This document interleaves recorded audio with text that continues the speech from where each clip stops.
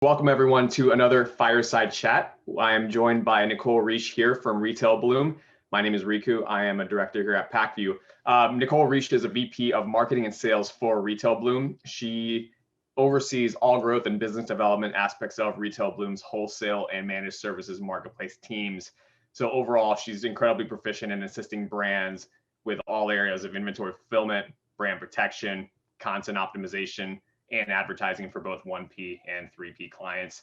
As I mentioned, my name is Riku. I've been with Pacvue for a little bit over 2 years. I help some of our top clients manage their e-commerce and marketing strategies across numerous platforms. My main core competency is CPG. I have a lot of experience in it, but I've also worked with top brands across many different verticals.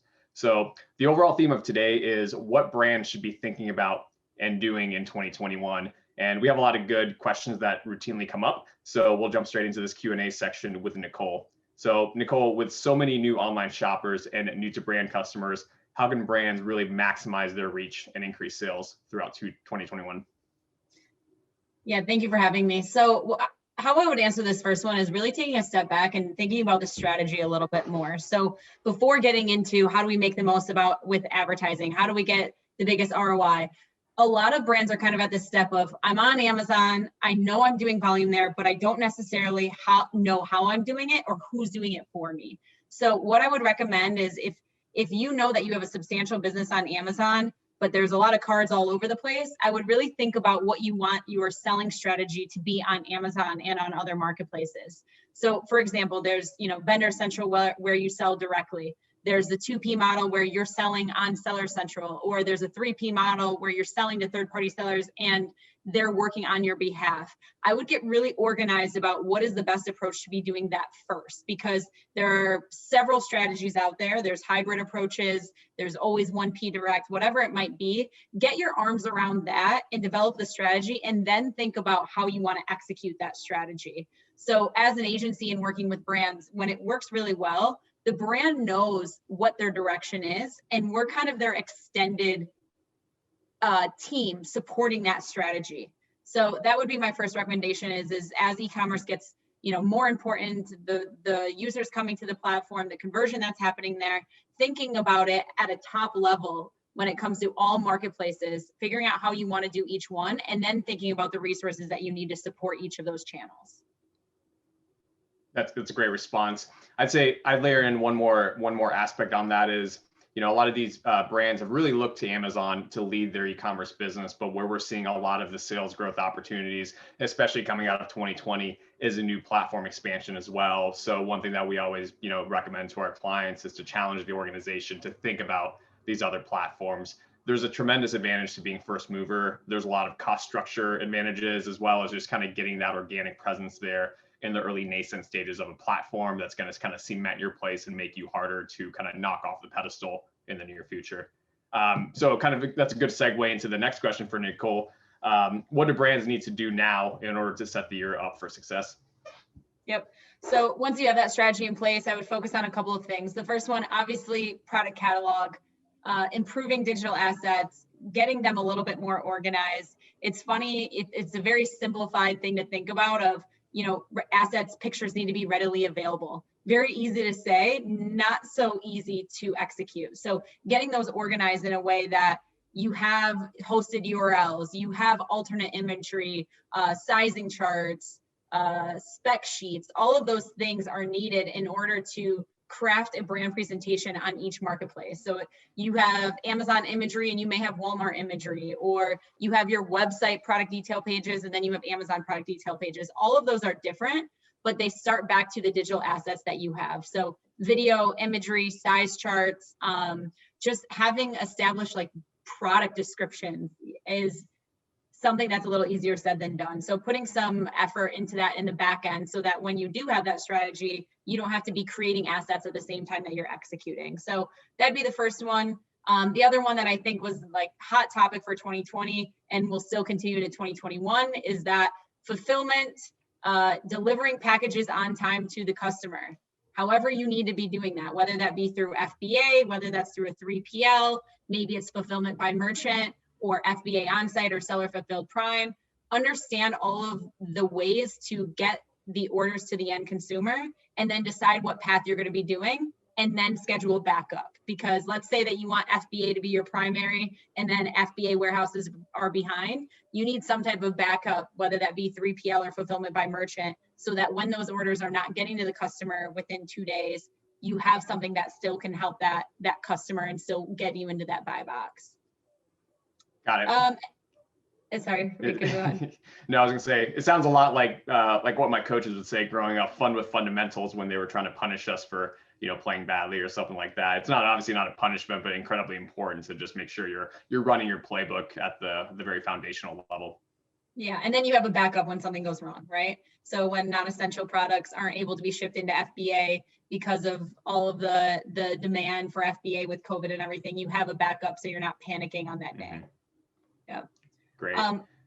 Another thing I would just add, and this is as brands make marketplaces a more important important sales channel, is that you want to think about the team that you're going to need to execute that strategy. So if we think of eComm, if you have a direct-to-consumer website, you have a team of individuals internally, or a team of agencies who are doing, one person's doing advertising, one person's doing content, one person's doing email marketing. Don't assume that marketplaces can just be one person or one team or one. There's so much work to be done specifically on Amazon or Walmart that you need to be treating that in the right way, with the right resources that know what they're doing and have enough time to commit to doing a good job for that channel. So that's another thing that I would definitely recommend for this year. COVID year, aka 2020, brought a lot of what we see as structural or maybe even fundamental differences in shopping behavior. Are there any shifts that you're anticipating or foreseeing in customer behavior this year? Yeah, I don't think we're going to know for sure. I mean, one of the things that are just a little anecdotal that we are seeing is that Amazon's doing its best to become a little bit more browsing than it is search and convert, which to that point is even more important for you to optimize that content and have a cohesive strategy to your brand presentation on the platform. So you can't just rely on, set it and forget it. Now people are coming to Amazon or to marketplaces more today than they ever in the past. So that's really your new retail store, right? Just like you would kind of walk the store in brick and mortar and walk the retail stores to see that your products are in the right spots, you need to be doing the same type of thing on marketplace. And then the other thing I would say is that we don't know for sure what's going to happen with traffic. Obviously, traffic to marketplaces is up significantly than it is in the past, and it's becoming even more popular. But I'm not in a situation to say, once stores are able to be at 100% capacity, that we may not see people wanting to go back to their traditional ways or supporting small businesses again or retail stores. So we're keeping an eye out for that, but haven't seen anything specifically to speak to the demand, whether it be on eComm versus brick and mortar. We actually just heard an anecdote from one of our retail partners who said that they had the biggest week since the big COVID spike back in March of 2020. So I think there still continues to be this elevated level of on-site traffic for some of these newer platforms. So I think we're incredibly excited to see really what kind of comes of it. Is the pace of adoption really accelerated by 5 years, as the media was announcing about halfway through 2020? So with all these new features and opportunities being rolled out in the various e-commerce platforms, can you talk a little bit about kind of the importance of what we call budget fluidity and just overall flexibility and how brands are really planning for fiscal year? Yeah, so one of the things that we joke about with eComm, I know we do, and I'm sure others do it, is that the only thing constant about eComm is change, right? Things are always changing, and you have to be able to adapt quickly to those changes. So the way that we look at it is obviously understand what your KPIs are, your sales, your budget, what you want to spend on your own direct-to-consumer website versus Amazon versus Walmart versus other sites. What I would say is have an idea of that either on a quarterly or every 6 months or even a yearly basis, and be able to switch that up based on what is happening. So for example, if Amazon has a hard time fulfilling orders and you're seeing an increase in traffic on your website because you have a better shipping time, be able to be flexible with that budget and say, hey, Amazon advertising, we're going to decrease your budget and put that back into our website for right now, or vice versa. So we always look at ad budget specifically for Amazon versus what we're doing for our total sales forecast or a total advertising cost of sale. So if we're seeing a dip in the sales, if it's going down, then maybe your budget decreases, for example. Or if all of a sudden your Amazon business is taking off and you're seeing a spike more than what you thought of on your forecast, keep feeding it. So being able to look at your KPIs at kind of all of eComm and then be able to move around that budget quickly, almost weekly, maybe even day to day, depending on what's working well in that week. So kind of in that light, how should brands really be thinking about how to allocate, their funding for 2021? I know that there's just a lot of uncertainty, a lot of ambiguity with what to expect in 2021, especially as this pandemic kind of continues to wreak havoc and devastate a lot of lives. But should brands be, increasing or pulling back on spending, or how should they be thinking about the situation? Yeah, I mean, one of the things that we always test that we hear from brands is, why do I want to invest in Amazon when I know that my margin on my direct-to-consumer website is so much better, right? Like that's kind of a no-brainer. We totally understand that. I would look at other KPIs to make a decision about how you want to split up that budget. So for example, your website might have a much better margin, but your conversion is significantly lower than what we see on Amazon. Look at other things besides just one or the other. It can be both. Look at impressions, like what is the traffic doing on Amazon versus what is doing on your website. A lot of times we find that Amazon traffic increases quicker than your direct-to-consumer website. Well, then to that point, maybe you would want to feed that more. Look at new to brand metrics, which is under the sponsored brand campaign within Amazon. That has helped us a whole ton to think about, are we cannibalizing on our website? So if there's a split between your direct-to-consumer website and Amazon, look at your new to brand metrics. Are these new customers? Are they existing? Are we taking customers from our website to go to marketplace? There's reports within Amazon where you can start to figure that out and then start to build a case of this is why we need to allocate this budget here versus what we're doing on our website. And what we find is that they actually complement each other a lot more than they actually compete. Okay, got it. Very insightful. And then there's obviously a lot that everyone learned from 2020. Do you have a list of kind of your top 3 takeaways from last year?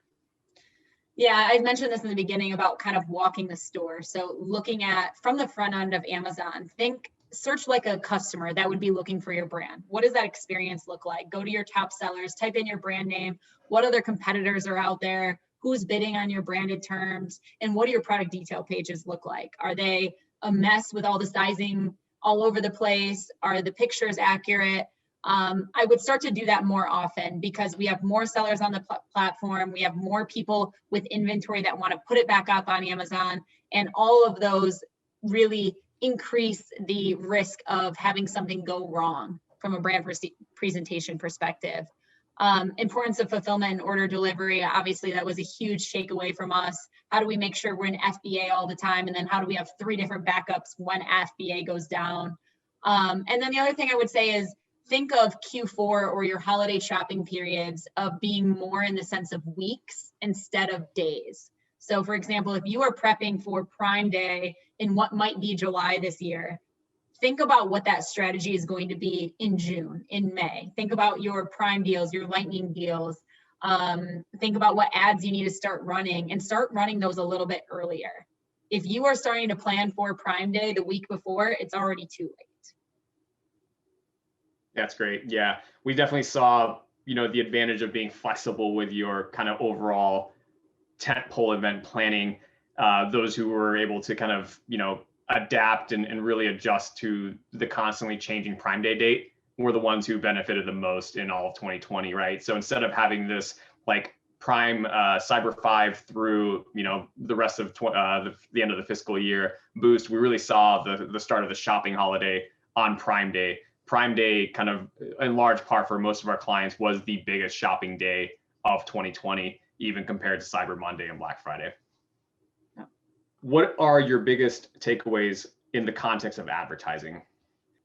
This is a little bit more tactical. So this is what we're seeing across all of the brands we work with and inside of our portfolio. But one of kind of the aha moments that I saw compared in the past is that doing advertising on the product detail pages actually performed better now than it had in the past.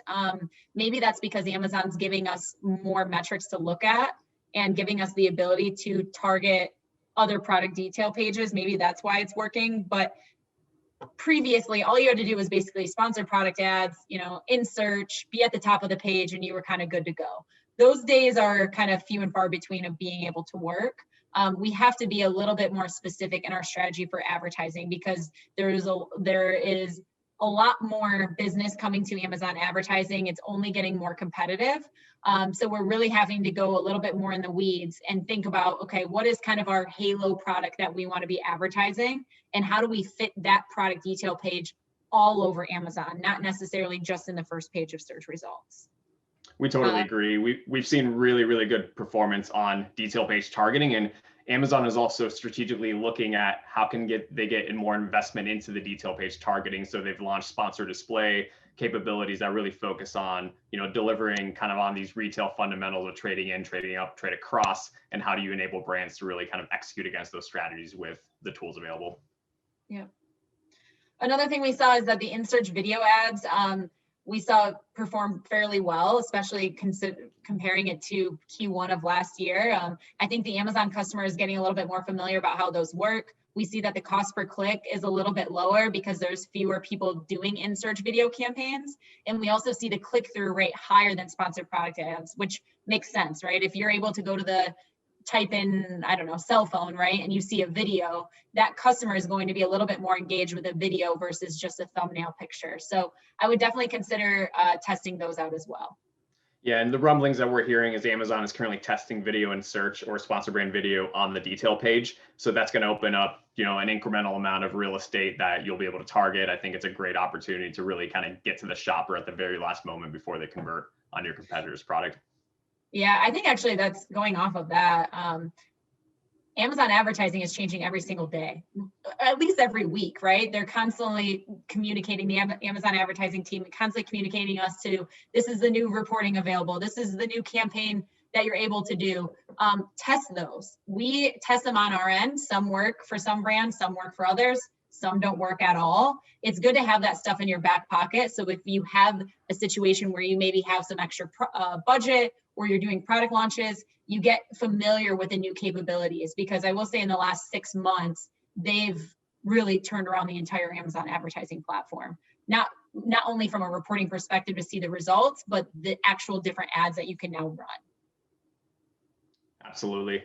One recent thing that we've really seen a kind of a push for by Amazon has been getting advertisers to really look into this more enhanced sponsor display functionality that they've been working incredibly hard on launching. So for example, we just saw recently that the banner ad at the very top of a detail page called the ILM, that's now under the purview of sponsor display as well as DSP. So they're kind of fighting after the same placements. So totally kind of echoing your sentiments, just test and learn, fail fast, as Amazon says, and go from there. So Nicole, thank you very much for joining us today. Before we head out today, is there anything you'd like to say to the audience? Yeah, absolutely. Thank you for having me again.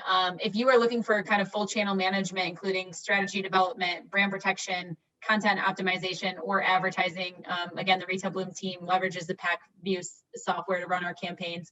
Please feel free to reach out to me through LinkedIn or my email address. That should be a part of this video. And shameless plug for Pacvue, if you're looking for world-class, best-in-class software to manage your presence in e-commerce, including Amazon, Walmart, Instacart, Criteo, and now Promote IQ or Kroger, reach out to our wonderful sales team.